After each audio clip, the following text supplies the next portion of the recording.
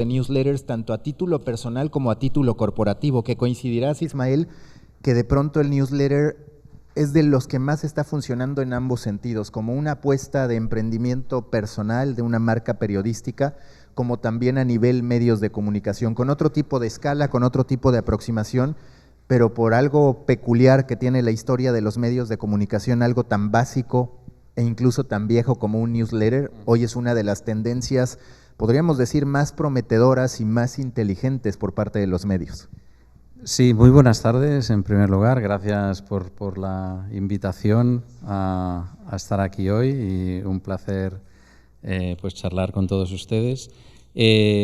Como bien dices, para mí lo más sorprendente de la newsletter es que siendo un formato, digamos, que no se inventó ayer, sino más bien hace ya mucho tiempo, ¿no? Lo que ha conseguido es una revitalización a partir de convertirlo, yo creo, en un producto periodístico con sentido.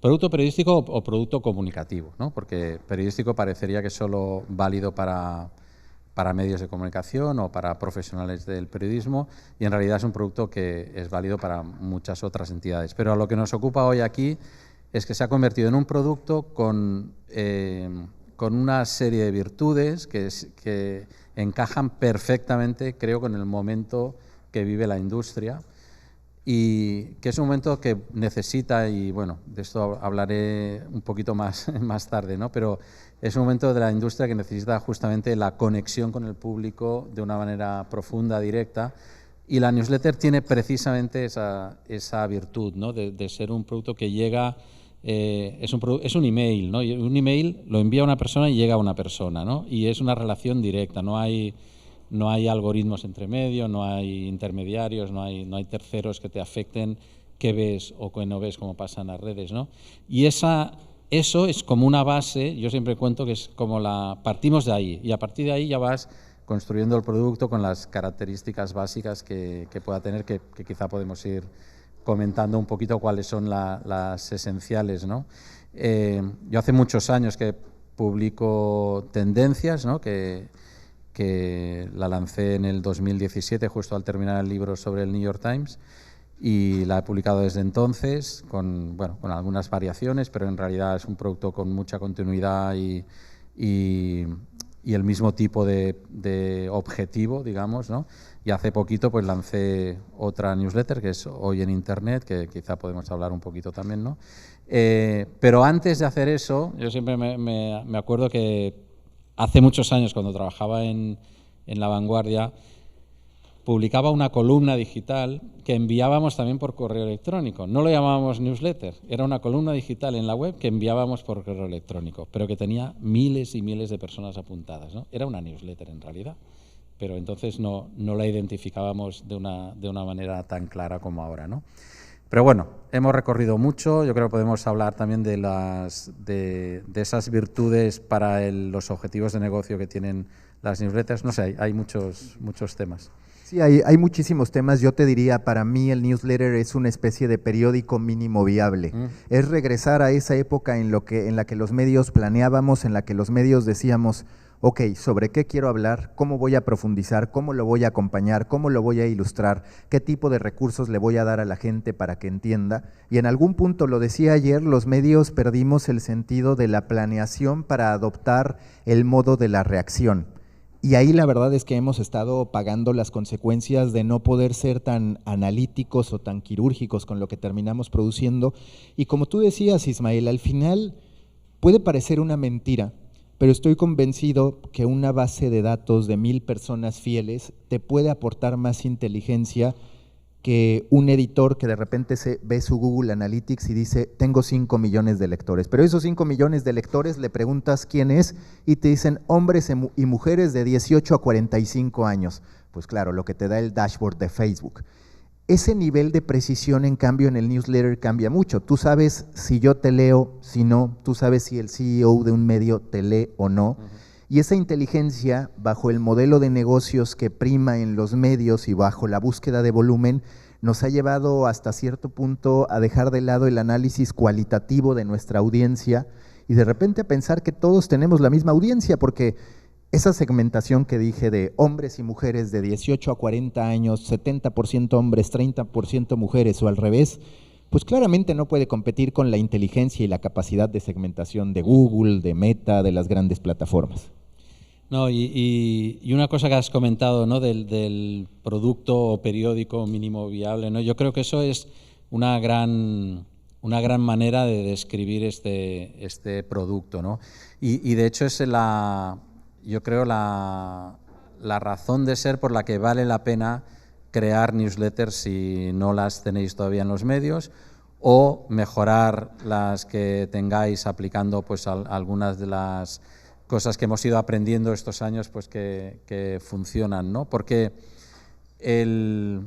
como producto periodístico justamente lo que intentamos es ofrecer mensajes con sentido que lleguen a un público determinado interesado en esos temas, ¿no? Y esas son algunas de las características propias o diferenciales de una newsletter, ¿no? Tienes que Para mí un tema fundamental es encontrar muy bien el tema que vas a tratar, ¿no? Y que lo puedas definir. Idealmente, si tuvieses un claim, un eslogan que lo pueda definir, es lo ideal, ¿no? En 4 palabras decir, esto va de esto, ¿no? Esa es como una primera regla de oro, digamos, para que la newsletter funcione. Y ahí cabe todo tipo de cosas, porque puede ser el daily matinal del medio, pero puede ser la newsletter temática de fútbol, o puede ser un tema que cubre lo último en inteligencia artificial, o puede ser cualquier tema. Lo importante es que el tema se explique y sea fácil de identificar. Y luego la otra, digamos, característica para mí esencial de cualquier newsletter que pueda funcionar es que la persona o las personas que la realicen sean expertas en ese tema, ¿no? Quiere decir que puedan aportar un valor claro, identificable y contrastable al escribirla, ¿no? Porque al final ya sea larga, corta, es igual, ¿no? Ese tiempo que este usuario al que le enviamos la newsletter nos dedica es un tiempo súper valioso, solo nos lo va a dedicar si le aportamos valor, ¿no? Y para mí esos son los elementos, hay más elementos, ¿no? Pero los básicos, ¿no? para que una newsletter tenga éxito. Si logras eso, entonces cuando ya empiezan a llegar las ventajas para el medio, en este caso, por ejemplo, o para un profesional que tenga una newsletter, ¿no?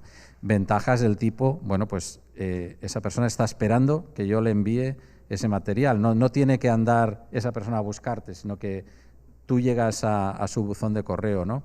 Esa persona va a aprender algo, va a valorar lo que le estás aportando, ¿no? Esa persona va a poder interactuar contigo, que es la otra cosa.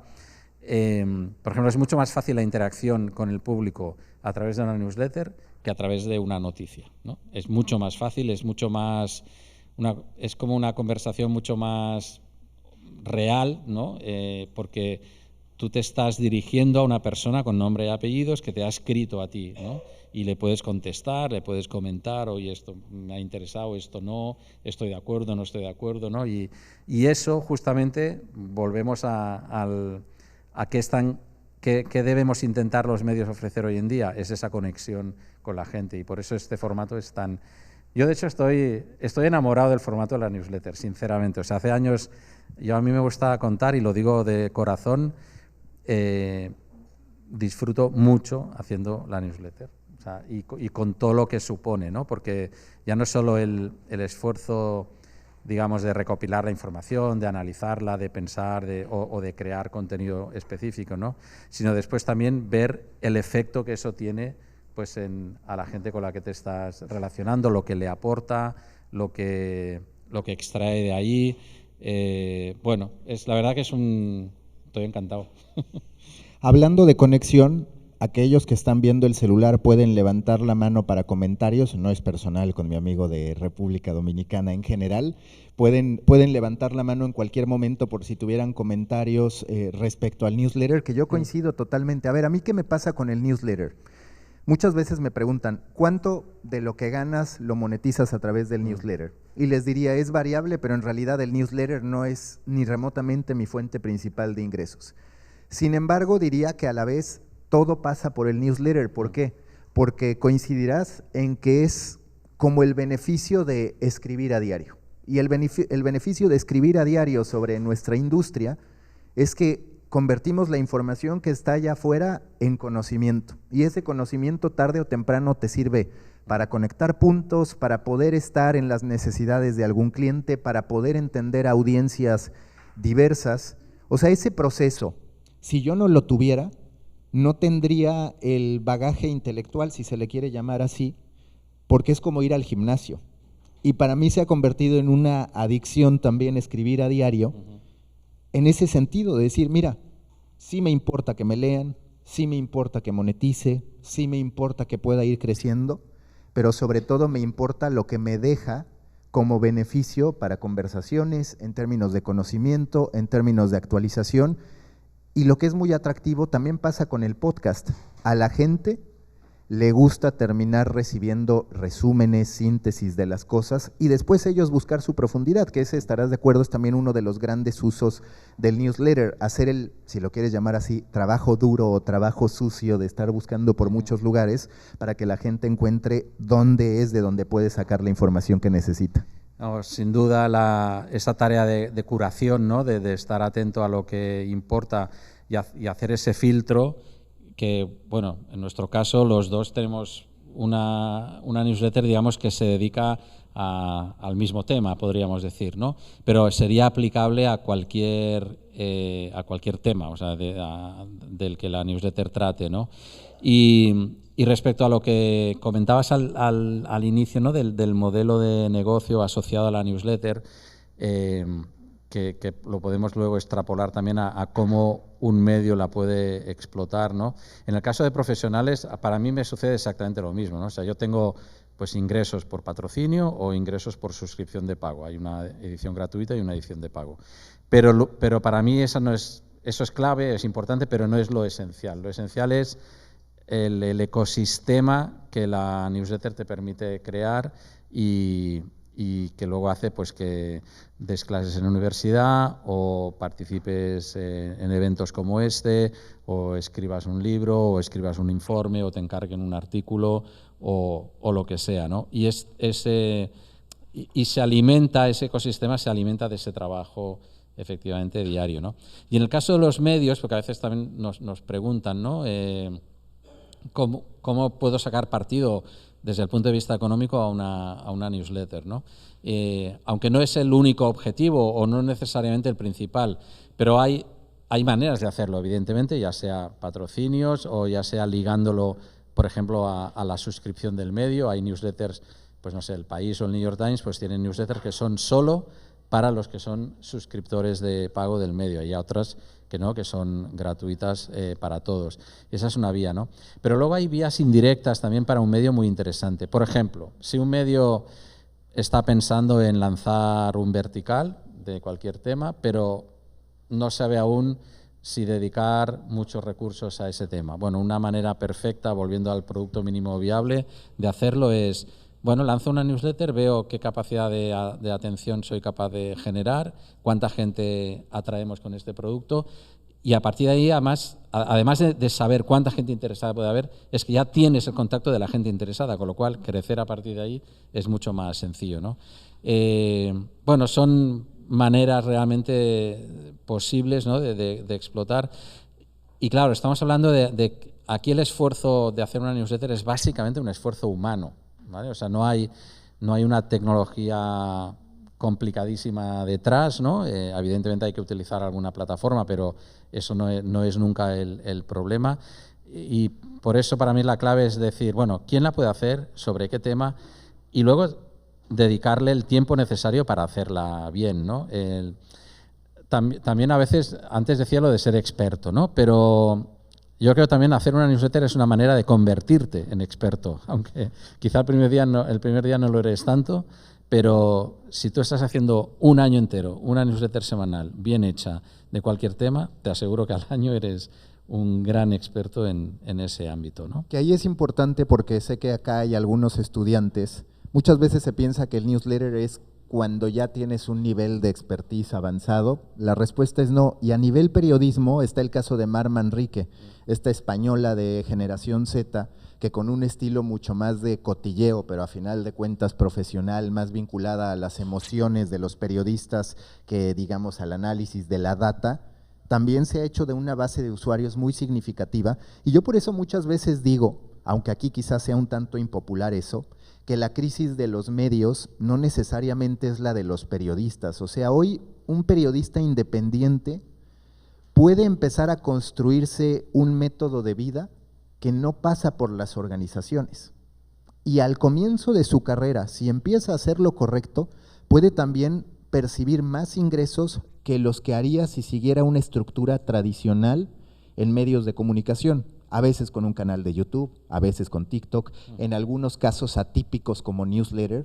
O sea, viendo el caso de Mar Manrique, me queda muy claro que ahí hay un oasis para los jóvenes que quieran escribir y que van a encontrar una audiencia que conecta de muy buenas maneras. Pero para eso, pues claro, se requiere tener ese producto mínimo viable y desarrollarlo. El nuevo talento periodístico está surgiendo mucho más de las redes, de esfuerzos independientes, que de los que tocan la puerta para ser becarios. Y ahí los medios tienen que trabajar mucho en cómo reclutar a ese talento que tiene un interés clavado por la marca personal y por el desarrollo de su propia audiencia. No, fíjate, el caso de Mar, además la conozco personalmente muy bien y incluso en alguna clase en la universidad la he invitado a presentar su caso, ¿no?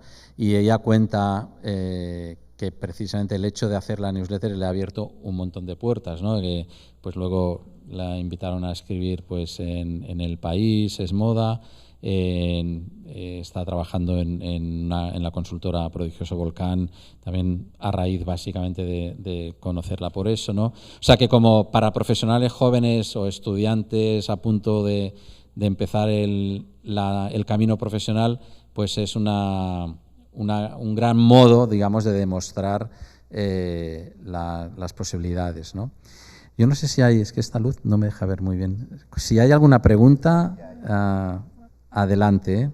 Si no, Mauricio y yo tenemos la virtud de no callar, o sea que…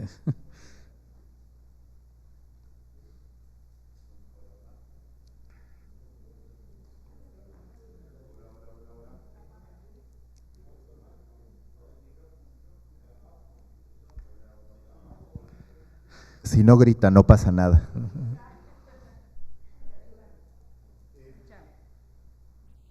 Pensando en el tema de medios, ¿qué piensan y si conocen algunos casos de éxito que algún medio haya basado o haya lanzado algún newsletter basado en una de sus marcas personales, digamos, en alguna de sus periodistas? Sí. No sé si nos pueden compartir lo que piensan y algunos ejemplos.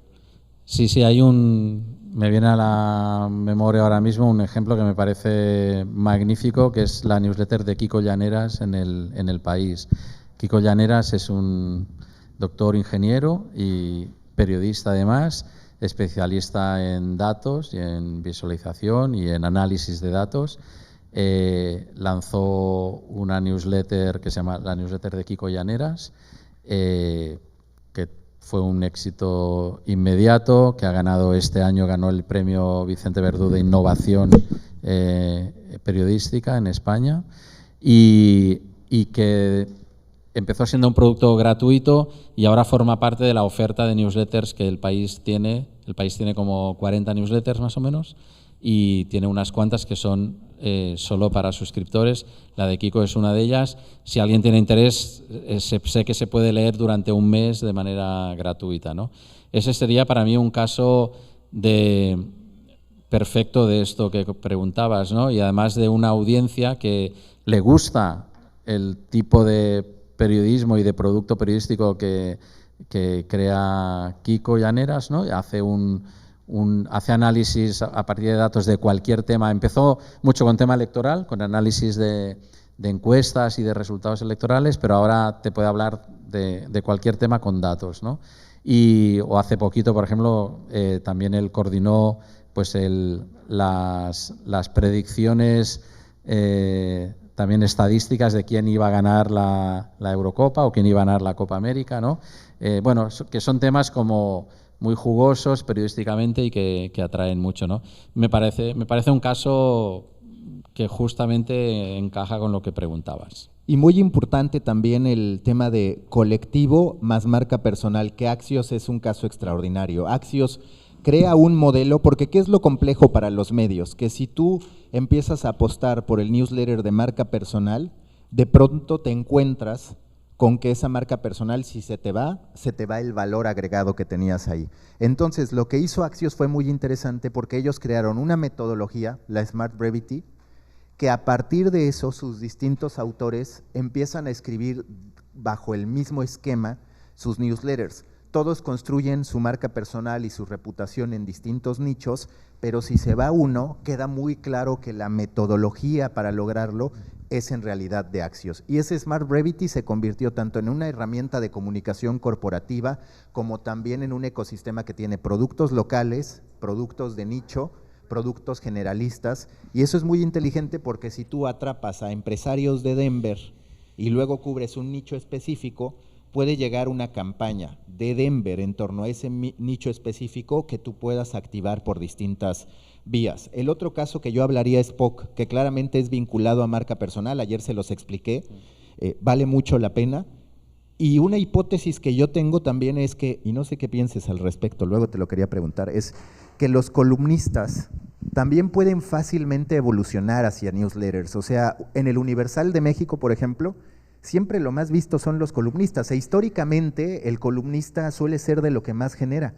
Y habría que ver, obviamente, costo-beneficio, pues qué tanto los columnistas más bien te deberían llegar por newsletter. Quiero leer a X periodista. La verdad es que lo agradecería si fuera directo en vez de yo tener que ir a una página. No, hay muy brevemente, solo por acabar de comentar esto muy brevemente, te menciono dos casos. Alejandro Borenstein es el columnista líder en Clarín, es el columnista que de hecho más suscriptores digitales trae a Clarín y puedes estar suscrito a su columna como newsletter.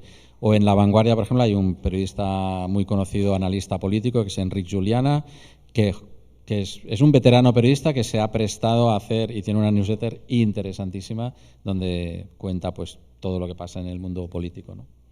Por acá y luego por acá. Mauricio, tú en tu newsletter un día decidiste comenzar a escribir con párrafos más cortos. Eso es un tema para lograr un tono y sobre el tono quiero que ambos respondan. Y otro punto en el caso del newsletter, tanto de Tendencia como el de Mauricio, es este uso de una sección para el público en general y otra para el público que paga una suscripción. ¿Qué tanto le ha funcionado eso en el caso de… A ver, si quieres contesto muy rápido lo de la escritura. La verdad es que en algún momento me aficioné al UX Writing, que posiblemente algunos sepan de qué va. Básicamente tiene que ver con qué palabras utilizo en las comunicaciones digitales para que sea claro. En vez de oprime aquí para seguir adelante, que diga haz clic aquí o clic aquí o aquí, no. Ese análisis de palabras a mí en algún punto me hizo pensar, ¿qué tan fácil para nosotros es leer párrafos en el dispositivo móvil? La respuesta es que no tanto. Entonces, ¿qué decidí hacer? Pues lo que decidí hacer es casi escribir por líneas más que por párrafos. Hay gente a la que le molesta mucho, pero yo en las pruebas, cuando empecé a visualizar qué tanto me funcionaba esta partición por línea en vez de por párrafos, sí tuve un incremento de por ahí 5 puntos porcentuales en la lectura, en la apertura. A partir de eso decidí dejarlo. Ahora me molesta porque cuando quiero ponerme a escribir en serio, estoy acostumbrado a escribir en líneas. Estoy arrepentido de haber desaprendido lo que me enseñaron y ahora quiero volver a aprender lo que me habían enseñado. Así de complicadas son las cosas en la evolución humana hoy en día, pero esa es la experiencia que les podría decir. Y sí les recomiendo que analicen UX Writing porque tiene que ver también con usa las palabras que la audiencia va a entender. El presidente de México es presidente, no es primer mandatario, el papa es el papa, no es el sumo pontífice y mucho menos el pescador de ilusiones o lo que sea que vendan los medios de comunicación. Hay que pensar en la primera palabra que vendría a la cabeza de la audiencia. El UX Writing tiene 3 valores, precisión, claridad y usabilidad. Si logramos esos 3 puntos, estamos escribiendo acorde a lo que quiere la audiencia. Y lo que sí podría decir, independientemente de si con líneas o no, es que lo ideal dentro de dispositivos móviles es no más de 4 líneas, sobre todo por cómo se hace el chorizo, digamos, de texto que luego hace complicado, si nos distraemos tantito, seguir la lectura. Sí, yo en mi caso intento escribir de la manera más divulgativa posible, es también mi manera de escribir, y utilizo mucho, obviamente, párrafos cortos, no tan cortos como los de Mauricio, pero cortos, y mucho bullet y negrita para facilitar. Soy muy fan de Axios en general y he aprendido de cómo escriben y digamos, crean textos ellos, ¿no? Y creo que es una manera básicamente efectiva de comunicar. Bueno, respecto a tu tema de negocios. Y de negocios, sí. A ver, yo brevemente también, yo tengo una newsletter gratuita hace 7 años y pico, que está casi en cerca de 8.000 suscriptores, 7.900 y pico. Y en septiembre del pasado año, o sea, no llevo un año, lancé un servicio de pago donde ofrezco servicios adicionales, una newsletter diaria casi todos los días y una la gratuita es cada 2 semanas, domingo cada 2 semanas, y la de pago es cada día de lunes a viernes y el domingo que no publico la gratuita también una de pago, ¿no? Estoy como en 100 más o menos suscriptores de pago ahora mismo, pretendo crecer, voy aprendiendo, voy haciendo pruebas, bueno, es un camino muy interesante. En cualquier caso, el hecho de hacer todo esto me ha fortalecido el producto, me han llegado a acuerdos que de otra manera posiblemente no hubiesen llegado. Pero bueno, también voy aprendiendo y posiblemente el año que viene pues lance algo nuevo o cambie algo, pero bueno, es satisfecho. Yo la verdad es que lo hago también para que cuando me preguntan, oye, ¿monetizas tu newsletter? Decirle, sí, mira, vía suscripciones, y entonces ya tengo la respuesta rápida a eso. En mi caso es distinto. En mi caso, digamos, la columna análisis que hago lo dejo abierto. Hubo un momento en que lo cerraba, pero también cuando hacemos este tipo de productos hemos de ser cuidadosos de decir, ok, si porque se suscriban X número de personas voy a perderme la posibilidad de que un director de marketing lea un texto específico mío que puede derivar en una consultoría posiblemente de mayor tamaño, pues en una de esas la decisión es vamos a dejar la parte paga para un servicio complementario más profundo, pero los mensajes clave que uno quiere dejar como autor que sí puedan estar en la gran audiencia, que eso es de lo más cansado ahora. O sea, como creadores independientes haces contenido gratuito, haces contenido de paga, tú solito tienes que decir, oye, ¿qué es lo que puedo regalar? ¿Qué es lo que no debo regalar? La verdad es que es complicado porque somos la misma persona haciendo un contenido supuestamente de la misma calidad, pero catalogando uno como de este vale la pena como marketing y este sí lo cobro, ¿no? Ahora sí, pregunta por acá, por favor. Gracias Ismael y Mauricio. Mi nombre es Marianela Balbi, vengo de IPIS Venezuela, una organización que forma muchos periodistas y hacemos el monitoreo de agresiones a la libertad de expresión. Mi pregunta va por lo siguiente, por lo que ustedes cuentan, el newsletter siempre está asociado al medio, o al columnista o a un periodista de un medio. Nosotros allá, en vista de que tenemos que trabajar para repoblar los desiertos de noticias, porque 21% de la población en Venezuela está en municipios donde no hay medios locales, hemos apostado por capacitar a los periodistas en periodismo local e hiperlocal. Y una de las cosas que hemos pensado es que eventualmente un periodista local puede hacer una newsletter como un propio medio de comunicación en sí mismo. ¿Eso es posible? ¿Tiene potencialidad? ¿Podríamos conseguir a través de esa vía una cierta monetización en una economía hiperlocal o local, ya vemos, y que el newsletter sea en sí mismo el medio de esa persona o de ese grupo de personas? Si quieres, sí, sin ninguna duda. De hecho, es uno de los ámbitos donde ha crecido más la oferta periodística, incluso en lugares donde han ido desapareciendo algunos medios locales, ¿no? Pero hay muchos ejemplos de este tipo, hay muchos ejemplos de periodismo local o hiperlocal hecho por una persona o por equipos pequeños de 2, 3, 4 personas, ¿no? En distintos sitios del mundo. Incluso Axios, por ejemplo, una de sus apuestas es Axios Local, que está presente ya como en 30 mercados con equipos pequeñitos operando en distintas ciudades o mercados metropolitanos de Estados Unidos, ¿no? O en Substack hay muchos ejemplos también.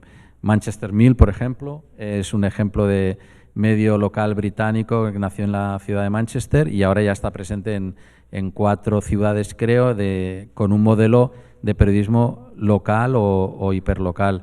Por tanto, sí me parece un medio o un método, una vía totalmente posible, viable de crear esto. De nuevo, la clave es que el periodista, la periodista o los periodistas que estén trabajando eso hagan un gran trabajo, quiero decir, cubran bien los temas que interesan a la gente de esas zonas, ¿no? O sea que esa es pero esa es la clave en cualquier newsletter. O sea que, pero si tienes esos ingredientes de calidad y de pertinencia y de saber a qué quieres hacer y a quién quieres llegar, sin ninguna duda. A ver, yo lo que te diría es que por eso lo vemos como periódico mínimo viable. Yo hoy desconfío más de quien me dice voy a lanzar un portal con 100 redactores. Esta historia de iniciar un sitio con una redacción instalada, por lo general termina mal en estos tiempos. The Messenger en Estados Unidos tuvo una inversión millonaria, duró menos de un año. Y eso que estaba financiado por un multimillonario. Hoy es mucho más astuto empezar así. Ahora, en el caso de lo local, tú tienes que analizar si el newsletter debe ser vía Substack, vía alguna otra plataforma o vía WhatsApp, que también se vale. O sea, no es estrictamente lo mismo, pero cada vez vemos más medios que nacen a través de grupos o canales de WhatsApp. Eso se puede hacer también a través de Facebook en sus canales o a través de Instagram. Entonces, no pensemos que newsletter solamente es el formato. ¿Qué está haciendo Substack? Substack está habilitando, por ejemplo, que el chat, si tú lo quieres hacer solo para suscriptores, lo puedas hacer. Todo el chat o solamente ciertas comunicaciones. Está intentando hacer que tú puedas también tener un podcast exclusivo para suscriptores. O sea, el newsletter o cualquier formato es con el que empezamos, pero ya no cabe tanto esta idea de yo soy un sitio, yo soy un podcast. No, porque el podcaster termina monetizando con eventos, porque nosotros terminamos monetizando con conferencias y posiblemente con cursos en vivo. Entonces, lo que tenemos que hacer es verdaderamente una aproximación como la que siempre han hecho las marcas, pero que los medios no teníamos, que es, oye, ¿quién es mi reader persona o mi user persona? Que ahí literalmente es ponernos a jugar. Bueno, a mí me lee Ismael, que tiene tantos años, que tiene estas posibilidades socioeconómicas, que habla de esta manera. Me lee A, B, C y D. Eso no lo tienen los medios porque, insisto, hablan desde el generalismo y por eso de repente dicen hombres y mujeres de 18 a 40 años. Pues si eres para todos, al final no eres para nadie. White Paper es otro de los casos de éxito como medio de comunicación, un medio en Monterrey, México, que literalmente dijo, yo voy a estar dirigido a los CEOs de las empresas que no están siendo cubiertas por los medios nacionales.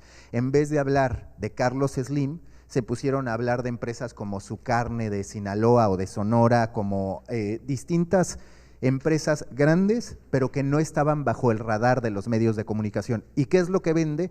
Pues publicidad cualitativa, porque te puedo demostrar aquí que me lee el CEO de esta empresa, de esta otra y de esta otra. Y si tienes a los CEOs, los gerentes quieren aspirar a eso, entonces te pagan por inteligencia para sentirse a la altura del jefe. Pero sí creo que en lo local, en Latinoamérica, es posiblemente todavía más útil o potencialmente exitoso tener una aproximación por WhatsApp. En algún momento estudié eso y, por ejemplo, en la India, también los canales de WhatsApp son un extraordinario escaparate para trascender en lo local, pero tiene sus dificultades para monetizar, como todo en esta industria. Sí, si quieres ver un caso concreto de newsletter nacida a través de WhatsApp, puedes mirar Pamplonews, que es un caso de una newsletter hecha para la ciudad de Pamplona, que está muy interesante.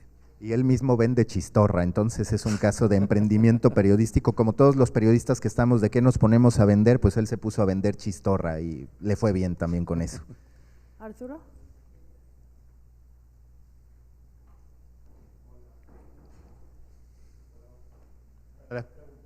Al final, muchos querrán escuchar el tema de monetización. ¿Cómo ustedes visualizan la colocación de algún sponsor o la forma de integrar una marca? Hemos visto, por lo menos los que yo recibo, newsletters que algunos indican que está presentado por una marca y ahí abren el newsletter. Hay otros que te integran la marca como un contenido patrocinado y hay otros que son más banales que lógicamente casi te integran una publicidad. ¿Cuáles ustedes consideran que deben ser esos caminos? Muy brevemente, yo creo que hay que ser siempre muy transparente en eso y al usuario decirle siempre lo que es. En mi caso, yo abro siempre con el patrocinador, pongo patrocinado por el nombre de la empresa y un mensaje nativo, es decir, adaptado al formato de la newsletter, que gráficamente está identificado como publicidad, ¿no? Y donde yo en mi caso trabajo cada mensaje con el patrocinador. ¿Qué te interesa contar? A veces les ayudo a escribir, a veces me lo dan ya hecho, acabamos. El tema es encontrar la máxima, que eso funcione lo mejor. Suele ser fácil porque son anunciantes que obviamente les interesa al público al que yo me dirijo. Por tanto, productos, servicios relacionados con gente interesada en el mundo de los medios de comunicación y medios digitales. Si no, no se va a anunciar, no sé, Coca-Cola. Vamos, ojalá, pero no creo, ¿no? Que ese es un punto que tiene que cambiar en los departamentos de ventas, porque por lo general los departamentos de ventas de los medios están acostumbrados a buscar a los Coca-Colas de este mundo, a los Nikes de este mundo. El newsletter pues no es para ellos, salvo que fuera uno de fútbol gigantesco. La realidad es que las marcas de consumo gigantes no van a estar ahí, pero sí plataformas tecnológicas que proveen un servicio, sí empresas de inteligencia que te quieran mostrar un reporte. Y el otro punto que les decía es, el producto mata formato. Puede que tú hagas un newsletter y que el patrocinador te busque para que conduzcas un podcast de ellos o para que hables con personas de las que tú hablas en el newsletter en otro formato. O sea, visualicemos el ecosistema en el que puede estar un producto más allá de decir, pues yo solo hago un newsletter, porque en el estricto sentido no solo haces el newsletter. Ismael da conferencias, presenta de repente reportes, yo exactamente lo mismo, ¿no? Hay publicaciones especiales que de repente se publican, es todo un ecosistema y tú tienes que ir decidiendo, pero sí es importante aprender a decir, yo cobro publicidad de calidad más que publicidad de alcance o publicidad masiva. Es solo por completar el modelo de patrocinio, yo creo que ese es el adecuado, puede haber otros, ¿no? Pero es bastante estándar este tipo de presentación porque se ha demostrado muy efectiva, ¿no? Y luego, por no dejar de decirlo, es importante también saber que en el caso de los medios de comunicación, por ejemplo, las newsletters son la puerta de entrada principal a la suscripción de pago. Es el cliente mejor que pueda existir para que se convierta en un suscriptor de pago. Por tanto, es una parte esencial, es un dato que tienes propio valiosísimo, es una parte esencial de cualquier estrategia de suscripción, y eso dicho por todos los medios que utilizan este tipo de producto. No, y justo por eso muchos no ponen muro de pago, pero sí ponen muro de registro, y a veces ese muro de registro, como mejor funciona, es con newsletters. No sé si hay más preguntas. El newsletter, acá hay una. Sí.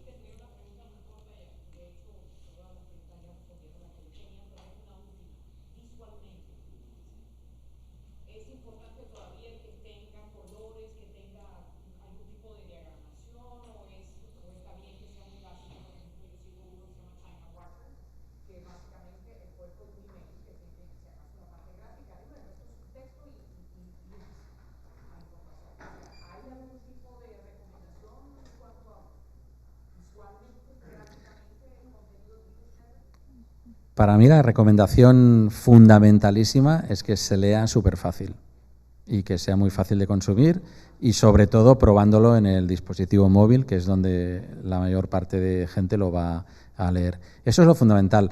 Luego, que tenga una cabecera, pues es lógico, entonces que tenga una cabecera bonita e interesante, pues perfecto. En mi caso, yo tengo varias secciones en tendencias, pues he hecho la gente que me ayudó, pues me ayudaron con el logo, pero al cabo de tuve logo al cabo de 7 años prácticamente de publicar, 6 y medio de publicarlo. El anterior logo me lo había inventado yo y no puedo ya decir que fuera un logo, ¿no? Ahora tengo un logo que me ha hecho unos amigos diseñadores muy buenos realmente, y me ayudaron también pues a darle un toquecito visual más elegante con cabeceras separadoras, ese tipo de cosas. Pero no es, para mí lo esencial lo esencial es que se lea muy fácil, que se pueda consumir de una manera súper sencilla y ya, porque la clave es el contenido que ofreces, clarísimamente. Totalmente es narrativa, estilo y lectura. Esos 3 son los elementos fundamentales. Ahora, el arte gráfico, la ilustración te puede ayudar a construir marca. Por ejemplo, Axios, no me parecen sus gráficos espectaculares, pero los vemos y sabemos que son de Axios. Pictoline, que si bien no es newsletter, tiene un estilo determinado.